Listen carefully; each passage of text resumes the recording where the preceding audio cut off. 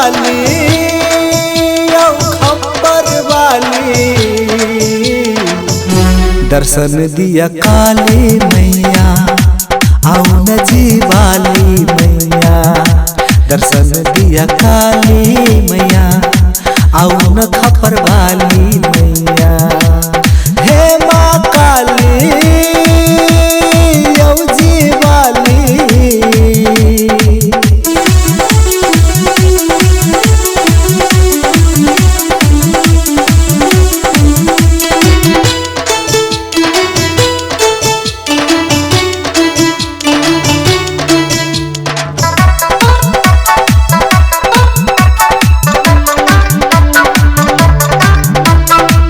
अहि जियै मैया दुर्गा भवानी अहि जियै मैया लक्ष्मी महारानी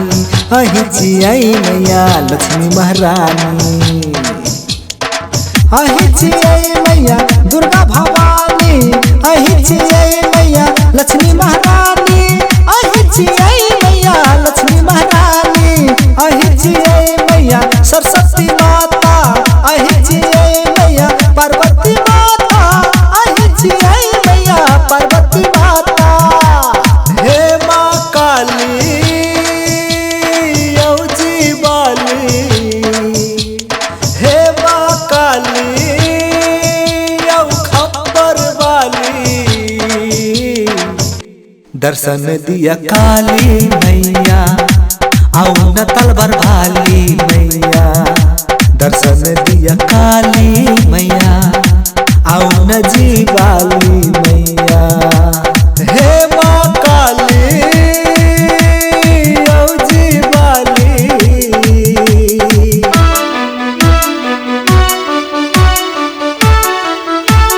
काली मैया की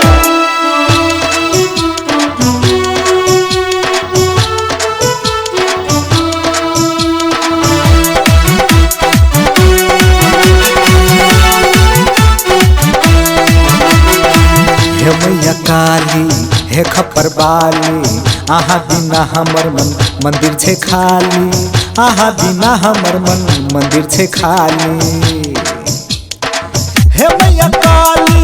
हे खप्पर वाली आहा बिना हमर मन मंदिर छे खाली आहा बिना हमर मन मंदिर छे खाली सुबह शाम लछि अहि के नाम